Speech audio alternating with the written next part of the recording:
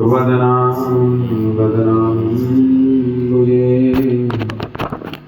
सर्वदा सर्वदास्माकं सन्निधिं कुर्यात्। ॐ रामाय भद्राय रामचन्द्राय वेदसे रघुनाथाय नाथाय सीताय पतये नमः। ॐ क्लीं कृष्णाय वासुदेवाय हरये परमात्मने प्रणतक्लेशनाशाय गोविन्दाय नमो नमः। नमः संभवाय च मयोभवाय च नमः शंकराय च महेश्वराय च नमः शिवाय च शिवतराय च।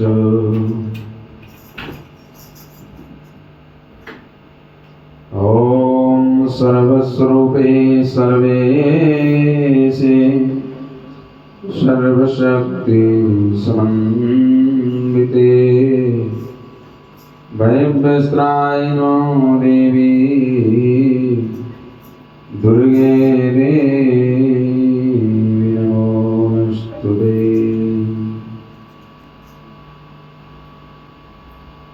ॐ आञ्जनेयाय विद्महे वायुपुत्राय धीमहि तन्नो हनुमत् प्रचोदयात्।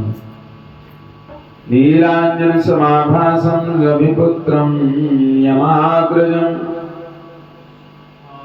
छायामार्तण्डसम्भूतं तं नमामि शनैश्वरम्।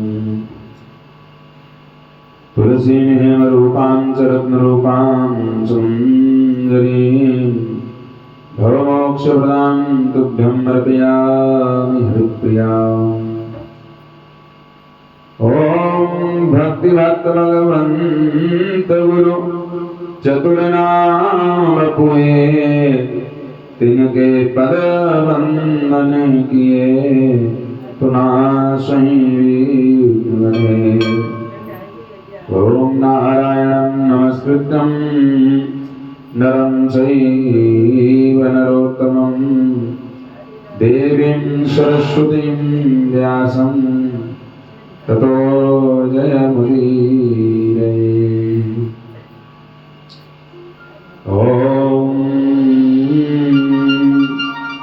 कथारंभ होती है आओ वीर हनुमान आसन न्यूमान कर मेरी विनती है बारंबार।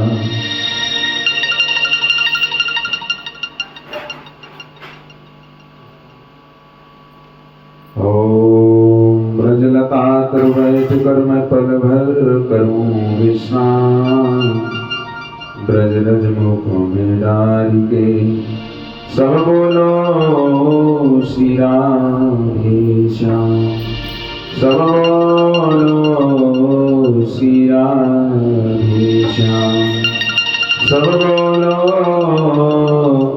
श्री राम हे श्याम। बोलिए श्री वृंदावन बिहारी लाल की। श्री कृष्ण गोविंद हरे मुरारी हे नाथ नारायण वासुदेवा। श्री कृष्ण गोविंद हरे मुरारी हे नाथ नारायण वासुदेवा। श्री कृष्ण गोविंद हरे मुरारी हे नाथ नारायण वासुदेवा।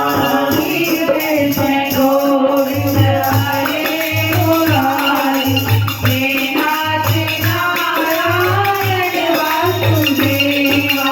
गोविंद में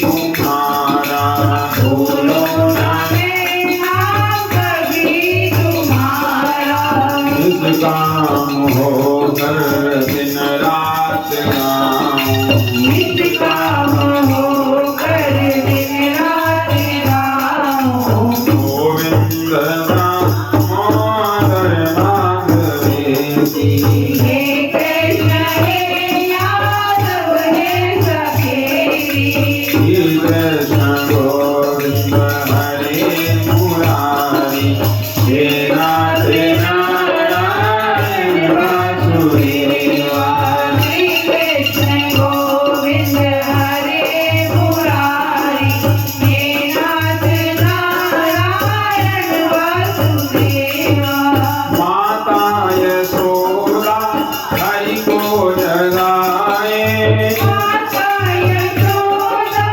हरि को जगाए जागो उठो मोहन नैन खोलो जागो उठो मोहन नैन खोलो द्वार खड़े गोप बुला रहे हैं द्वारे खड़े गोप बुला रहे हैं गोविंद दामोदर माधवेति हे कृष्ण हे यादव हे सखेरी श्री कृष्ण गोविंद हरे मुरारी हे नाथ नारायण वासुदेवा जागे पुजारी हर मंदिरों के जागे पुजारी हर मंदिरों के गाते जगाते अपने प्रभु को आगे जगाते अपने प्रभु को हे दीन बंधो अब नेत्र खोलो हे दीन बंधो अब नेत्र खोलो गोविंद दामोदर माधवेति हे कृष्ण हे यादव हे सखेरी श्री कृष्ण गोविंद हरे मुरारी हे नाथ नारायण वासुदेवा हे अंधकारे तुम सामने हो हे अंधकारे तुम सामने हो बंसी बजाते मन को लुभाते बंसी बजाते मन को लुभाते गाता यही मैं तननाथ त्यागूं गाता यही मैं अनाथ त्यागूं गोविंद दामोदर माधवेति हे कृष्ण हे यादव हे सखेरी श्री कृष्ण गोविंद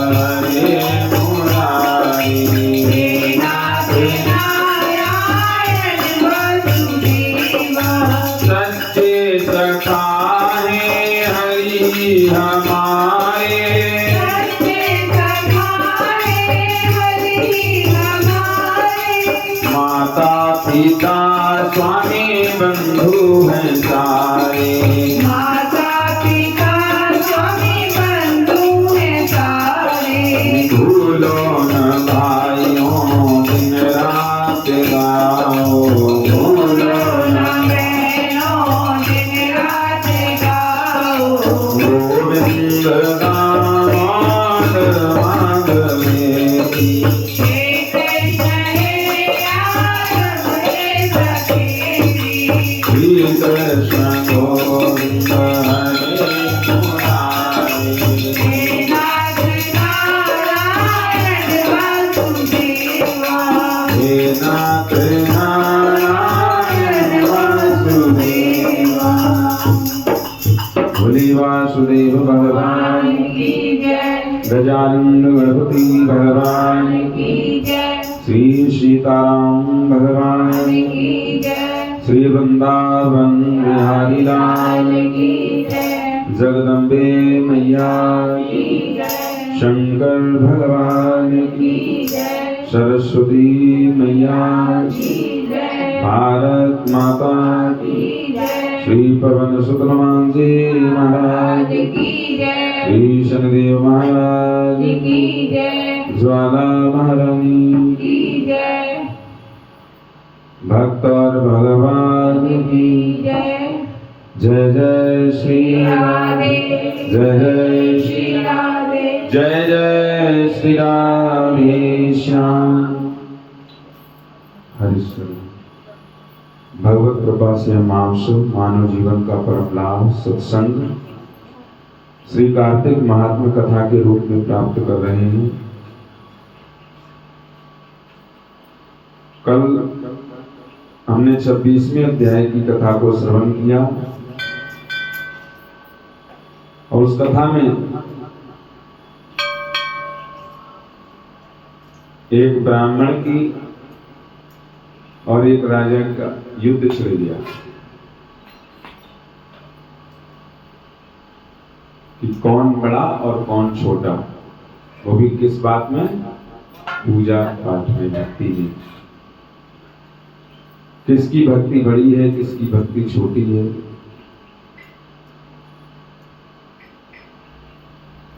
भक्ति केवल भक्ति होती है, ना छोटी होती है ना बड़ी होती है।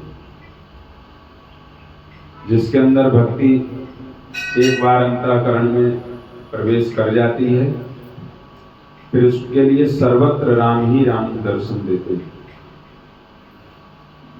कोई जीव मात्र का दर्शन वह नहीं करता, केवल अपने ठाकुर का, अपने गोविंद का ही दर्शन करता है, जिसके अंदर भक्ति प्रवेश एक बार कर जाती है। और जिसके अंदर भक्ति नहीं है, वह केवल और केवल ढोंग मात्र करता रहता है। दिखावे के लिए तो सामाजिक स्तर से भी भक्ति हो सकती है। बहुत लोग सोच सकते हैं कि ये बहुत पूजा पाठ करता है, यज्ञ करता है, अनुष्ठान करता है, दान पुण्य करता है, लेकिन और वह स्वयं भी सोचता है कि मैं भक्ति ही कर रहा हूं, लेकिन भक्ति की आड़ में हमारी इंद्रियां जो है वो हमें ठगती रहती है, हमारे अहंकार को ही पुष्ट करती रहती है और हम जान भी नहीं पाते और हम लूट जाते हैं। कोई हमें लूट के ले जाता है। यही स्थिति राजा चोल की यहां पर है। कई बार जो कथाओं में लीला होती है, आप ये भी कह सकते हो, अगर भाई ब्राह्मण देव इतनी ज्यादा भक्त थे तो न लड़ते, राजा की बात को स्वीकार कर देते। भक्ति तो भक्ति है, वो अपने करते रहते। लेकिन जो कथा के माध्यम से हमको ज्ञान दिया जाता है, अगर ऐसा नहीं होता तो फिर आप विष्णुदास जी की महिमा को कैसे समझ सकते थे, कैसे जान पाते एक ब्राह्मण की महिमा को और भक्ति की महिमा को कैसे समझ सकते हैं? कथा लीला के माध्यम से ही समझ सकते हैं, जो समय समय पर हर युग में ठाकुर जी की कृपा से होती रहती है। कलयुग में भी होती हैं, पूर्व में हो चुकी हैं और हो भी रही हैं, जो हमें मालूम नहीं है, और आगे होती ही रहेंगी।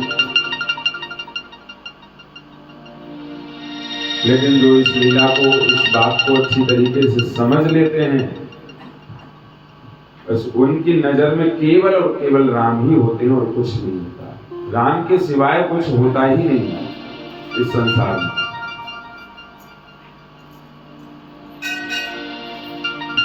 उनके युद्ध को बहुत दिन व्यतीत हो गए, दोनों अपने अपने स्तर से पूजा पाठ कर रहे हैं, आराधना कर रहे हैं भगवान को रिझाने का। गणों ने कहा कि विष्णुदास एक दिन भोजन तैयार करके भक्ति में तल्लीन था। कोई आया, उसका भोजन चुरा करके ले गया, लेकिन सायंकालीन की आराधना हो सके और व्रत भंग ना हो, इसलिए उसने उस दिन दोबारा भोजन तैयार नहीं किया।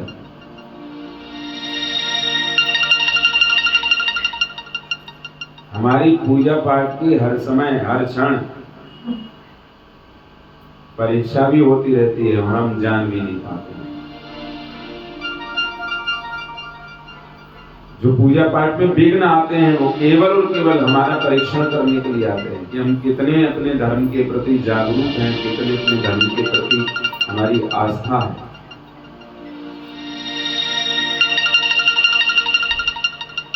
और जो ये ऐसा कह करके अपने धर्म को, अपनी नियम को छोड़ देते हैं, अरे कल कर लेंगे या अभी नहीं, थोड़ी देर बाद कर लेंगे, तो वो फिर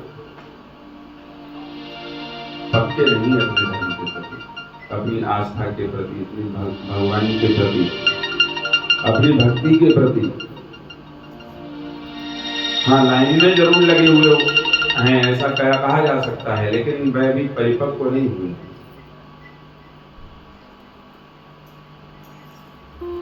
श्री नारद जी ने कहा कि राजन, एक ही दिन नहीं, लगातार इस प्रकार से 7 दिन तक वे भगवान का भजन करते और उसी समय पर कोई आकर के उनका भोजन चुरा ले जाता।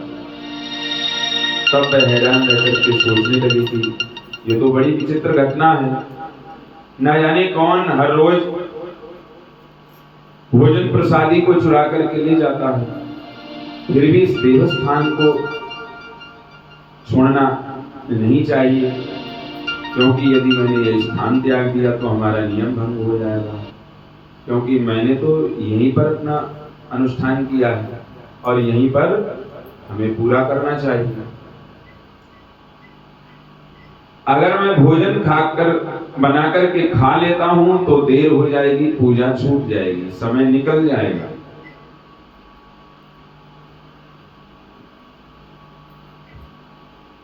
और समय की और मुहूर्त की बहुत बड़ी महिमा होती है।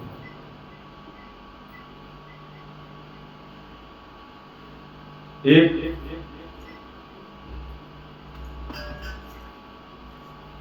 आधार धुन पे कोई कथा सुनाते हैं, उसका भाव बहुत बढ़िया है। कोई बंदर बंदरिया थे और उस समय पर कोई पंडित जी महाराज कथा सुना रहे थे, और कथा में पंडित जी महाराज कह रहे थे और गंगा का तट था और वहीं पर बंदर बंदरिया उछल कूद कर रहे थे, और कथा में पंडित जी ने कहा कि इस समय पर बहुत अच्छी बेला है, बहुत अच्छा मुहूर्त है, यदि कोई भी जीव इस घड़ी में गंगा जी में डुबकी लगा ले तो वह मुक्त हो जाएगा।